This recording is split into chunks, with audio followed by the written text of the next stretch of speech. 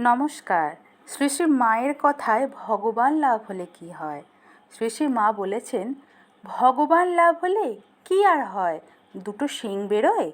না, মন শুদ্ধ হয়। শুদ্ধ মনে জ্ঞান, চৈতন্য, আনন্দ লাভ হয়। ভগবানে ভক্তি, ভালোবাসা, অনুরাগ বাড়ে। সর্বদা একটা টান থাকে।